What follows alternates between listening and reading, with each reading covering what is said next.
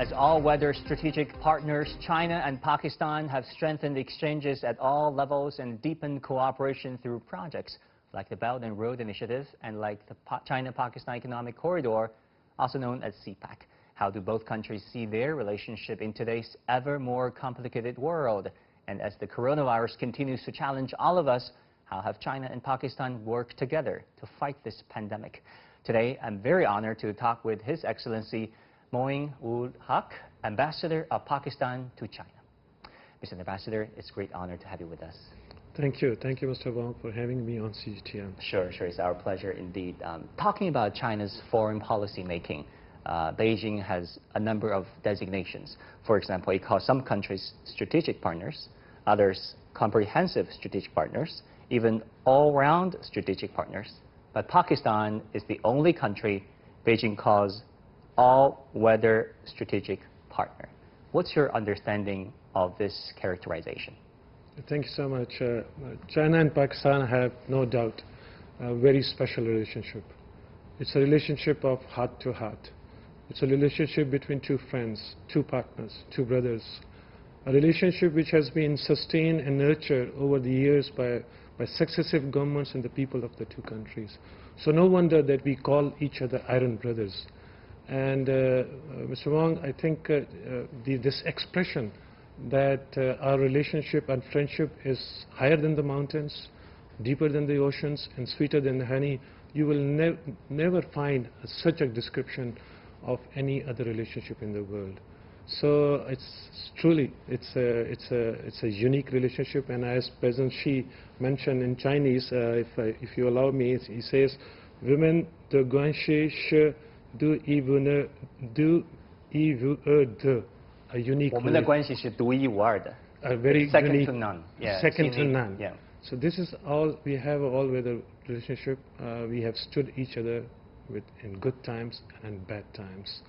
And next year we are celebrating our 70 years of our establishment of our diplomatic relations, and we look forward to celebrating it with a very high quality and multiple dozens of events which is commensurate with the kind of special nature of our relationship. Mm-hmm. You assumed office as Pakistan's new ambassador to China just a few months ago. What do you want to accomplish during your tenure as Pakistan's highest diplomat? It's a great honor. It's truly a great honor to be appointed as Pakistan's ambassador to China. As I mentioned, a great friend of Pakistan, a very important relationship, strategic relationship. It's a relationship. It's very broad. Spectrum of our relationship is very broad, very deep, very wide. We cooperate in every aspect of relationship. So it's like a ocean. When you dive into the ocean, you will find different pearls here and there of our cooperation. But there are many oysters, there are still which needs to be unearthed, these pearls. And I would like, of course, the China-Pakistan Economic Corridor, as you mentioned, is a very important project that we two countries have. And in that area also, there are a number of areas like agriculture cooperation, industrial cooperation, IT area, tourism. So during my tenure, I'll be focusing on these areas as well, besides other areas of cooperation, to see how we can learn from Chinese experience and work together for a better future for our two countries in the new era, as President Xi mentioned. Good luck to that, Ambassador. Talking about initiatives, CPEC is one of them as part of the Belt and Road Initiative. There's some concerns out there saying that the benefits unproportionately went to the Chinese companies. It is what they call predatory lending practices over there, and making Pakistanis indebted to China, creating a debt trap. How do you look at those criticisms and concerns? CPEC, since its launch in 2015, during the President Xi's visit to Pakistan, has progressed very steadily. As you mentioned, it's a very comprehensive project in the areas of infrastructure development, energy, transport, telecommunication, and as I mentioned, in the second phase, we are looking into agriculture, IT, and other areas. There are, of course, detractors of CPEC. There are people who do not like China's rise, who do not like Pakistan's, China's friendship. So there are always these voices and oppositions about CPEC. It is developing, as I said, smoothly. Very important projects in Pakistan have been completed under CPEC. In the energy sector, it has helped Pakistan overcome its critical needs in the energy. The infrastructure in Pakistan has improved. The Gwadar port is progressing. I was there in 2011. Gwadar port is so you would have seen yes. it. So it will not only help Pakistan, it will help Pakistan's socio-economic development. It will also help regional integration and transit trade. Right, and also, you know, this project is so extensive. It touches many provinces and regions in Pakistan, and some, you know, media outlets say that they may have a negative, adverse environmental impact on the ecosystem. How do you look at those concerns? CPEC is a very mega project. So whenever you conceive these large-scale projects, you have to do planning and execution very carefully. So environmental aspects are equally important. Pakistan is a country which is the emissions, per capita emissions are the lowest in the world. In fact, we are the ones who we are the victim of the climate change. But nevertheless, the government has attached great importance to environment. We have launched mega projects like 10 billion tree plantation by the Prime Minister, Clean and Green Pakistan. So in that respect, even the CPEC projects are very carefully executed, and we ensure that we conform to the international standards, being Pakistan and China being signatory to Paris Climate Accord. We are responsible. We attach great importance to the international cooperation in the climate change. So all these projects conform to those international standards in the field of environment. But, you know, there are still detractors out there, like you yourself mentioned, you know, thinking that the progress of CPEC is too slow, you know, citing concerns of it benefiting not only the Chinese, but also some, you know, elites in Pakistan. How will ordinary Pakistanis benefit from this program? Can you tell our audience, especially those in the West, some examples out there? You know, since I came here, I've been meeting with many French entrepreneurs, enterprises, and companies who are very keen, who are already working in CPEC, or who would like to expand their footprint in Pakistan and get into new projects and new investments. So everybody was very keen. So if there are problems with this project, and these companies and these investors would not be keen to go into Pakistan. Secondly, on your question about how Pakistanis feel and how Pakistanis are benefiting, as I told you, these projects have had a great impact on the socio-economic scene in Pakistan. The energy projects had addressed a very critical need of Pakistan. We had in the last few years shortages in electricity. Yeah. You must have, there were load sheddings in our countries, but now we are almost reaching a stage then we will have a surplus energy in the country. And you know, the energy, without energy you can't drive your economy, you can't have your industry function. So this is a critical need which has been addressed by a CPEC project. Secondly, as I mentioned, the second stage we are going into agriculture cooperation. Pakistan is an agricultural country. We need to modernize our agriculture system. We need to upgrade the yield of our crops. We need new seeds development. And all we can do under this CPEC project with collaboration with Pakistan, which will be directly benefiting the people of the country by job creation, by alleviating poverty and improving the livelihoods of the people.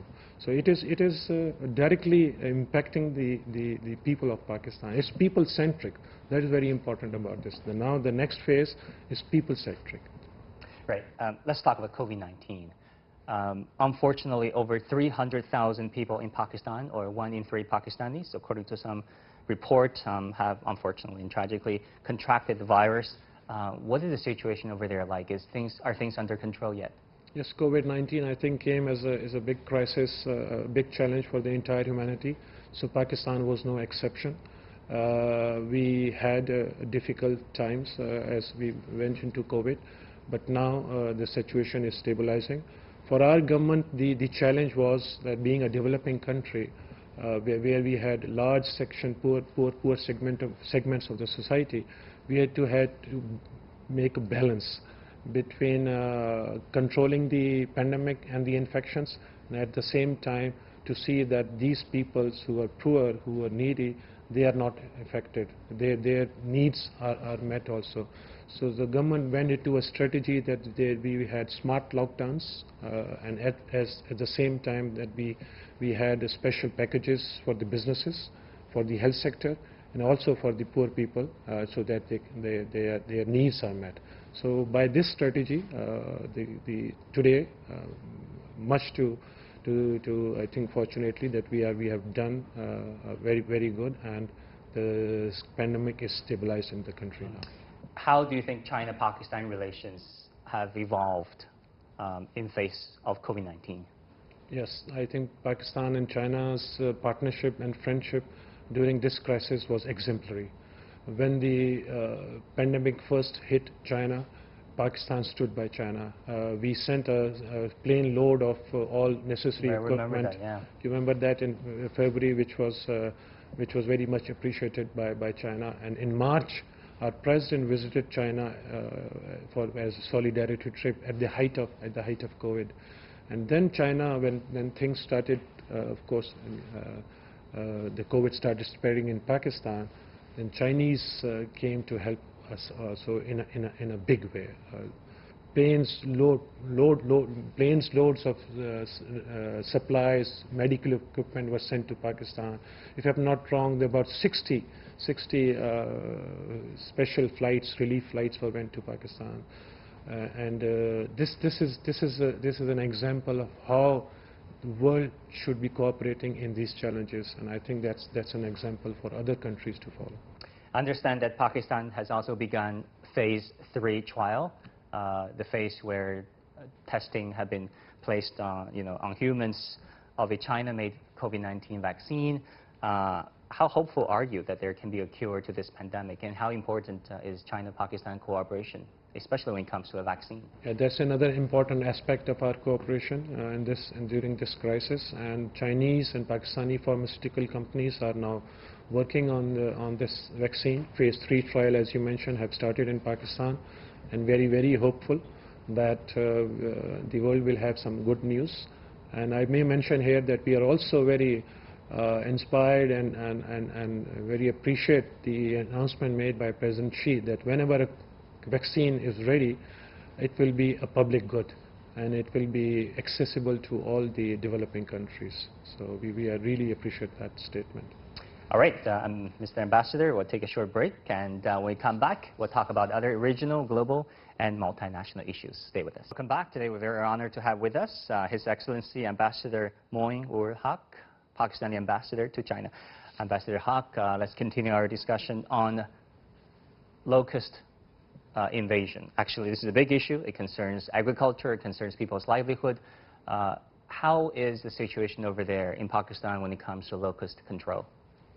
Yes, Mr. Wong, amidst this pandemic, COVID-19 pandemic, we had to face this locust challenge also. But there were 3 things which enabled us to address this challenge. One was the resilience of the Pakistani people, that whenever such a natural disaster comes in our country, they get together. Second was the very timely decisions taken by the government and measures taken by the government to safeguard the interests of the local farmers and the agriculturalists. Third was, which was very critical, was the support given by China to us in this very difficult time. The experts were sent to Pakistan to help us and guide us. Then we were given drones also to control the locust by the Ministry of Agriculture of China. And now we have signed an MOU also for setting up a plant and pest control in Karachi. So this is the kind of relationship that we have, that in these challenges, these difficulties, the 2 countries are cooperating very closely. Talking about cooperation, we understand that China-Pakistan cooperation also extends to the area of e-commerce through the Digital Belt and Road Initiative. Talk to our viewers about that.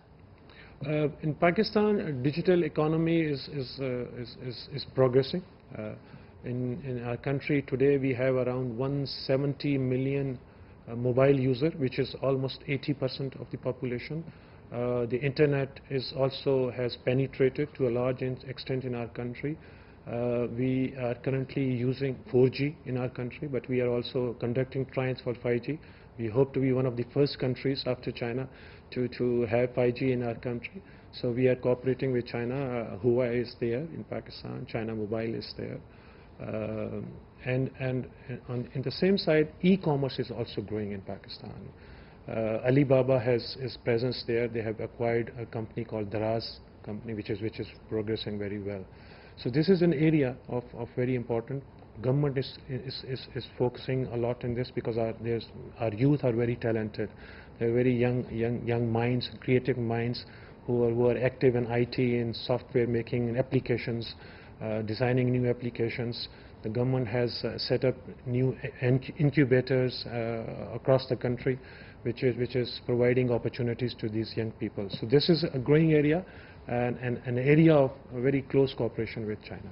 Talking about youth, the number of Pakistani students studying in China has seen its biggest increase in the past 10 years. How do you look at the role of educational exchange in advancing China-Pakistan relations? You are right. Over the years, the number of Pakistani students studying in China have increased exponentially, I would say. In 2013, when we have students less than 10,000, and now we have more than 28,000, so three times increase in almost 7 years. And these students are quite an important, I would say, component of our bilateral cooperation, people-to-people contact, cultural communication, and they are serving as a vehicle of bringing our two countries together and nurturing this relationship for our future generations. And bringing the cultures, building in better understanding of two countries and culture and people. Mr. Ambassador, I want to shift gears a little bit and talk about some of the hotspot regional issues. On Afghanistan, Washington just announced the partial troops withdrawal, and China and Pakistan said this August that they will enhance their cooperation on Afghanistan. Can you tell us more specifics? What kind of cooperation can we expect between China and Pakistan? Afghanistan is a very close friend of both China and Pakistan. We, at the recently held second strategic dialogue between our two foreign ministers in Hainan, Afghanistan was discussed extensively. Unfortunately, Afghanistan has suffered over the last 40 years, gone through conflict, civil war, terrorism. This country, the peace and stability in the country has affected the entire region. Our Pakistani poet, Iqbal, national poet, he has a very famous couplet that whenever Afghanistan is at peace, the entire region is at peace. Whenever Afghanistan bleeds, the entire region bleeds. In the region, Pakistan is one of those countries which has been greatly affected by the peace and it suffered more death toll than any other country in the world since 9/11. Exactly, you know that we had to pay a very heavy price. The drugs and guns had flowed to Pakistan. Our economic trajectory has been infected. Also the drone strikes. Drone strikes was another. I don't want to mention that, but the drone. Think about the drone strikes. Another impact, another element of that Afghan wars. So this has impacted the entire region. Major infrastructure projects, energy projects like TAPI, CASA could not be realized.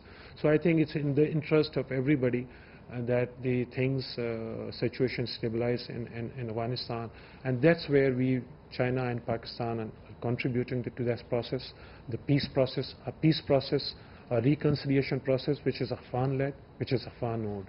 We will always stand by the people of Afghanistan. We will always stand by the government of Afghanistan as they move forward to charting their own future. I think it's a very historic, these talks which are going on in Qatar, both China and Pakistan support them for this political settlement and political process that is going on. But it's now for the leadership of Afghanistan and the people of Afghanistan to take and seize this very historic opportunity for peace progress and stability in their country.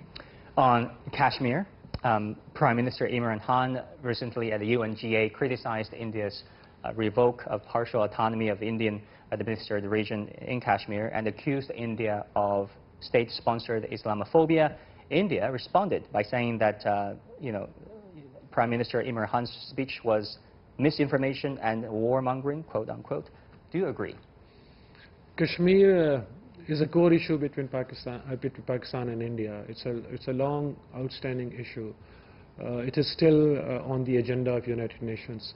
There are still dozens of Security Council resolutions calling for a resolution of the Kashmir issue through a plebiscite, going to the people of Kashmir and on the basis of their wishes and aspirations. Unfortunately, India has always refused to recognize the centrality of the UN or the UN resolutions. Unfortunately, they have also rejected all the bilateral agreements between our two countries. Last year, that they took an unilateral, in August last year, they took a unilateral decision and illegal decision about the Kashmir, and had gone through a brutal suppression of the rights of the people of Kashmir through a military siege, which still continues today. So it's unfortunate that in India, which is the so-called largest democracy in the world, which takes pride in its secular traditions of its diversity, has never accepted the rights of the people of Kashmir and have always suppressed their voices. It's time for the international community to raise its voice, to tell India to resolve this issue through peaceful means, through dialogues on the basis of the UN resolutions. And Prime Minister Imran Khan had in his recent address to the UN has just mentioned that, drawing the attention of the international community to this long outstanding issue. Right. On U.S.-China relations, we know that Pakistan once played a very important role, acted as a bridge for Beijing and Washington during their secret negotiations for a diplomatic rapprochement back in the 70s. Pakistan, of course, is a close friend of China, no doubt, but is also a strategic partner of Washington. How does Pakistan feel about the current U.S.-China confrontation? A lot is being said and written about China-U.S. tensions these days. This flux in the international order, on the changes taking place in the international arena are, I think, a normal evolution, a part of history. What is important is that we cooperate with each other. We do not seek hegemony. We do not go through take unilateral actions. I think our Prime Minister spoke at the UNGA recently, President Xi spoke at the UNGA recently, and both talked about international cooperation, international solidarity. They both talk about strengthening multilateralism. They both talk about an international governance system which is based on the purposes and the principles of the UN Charter.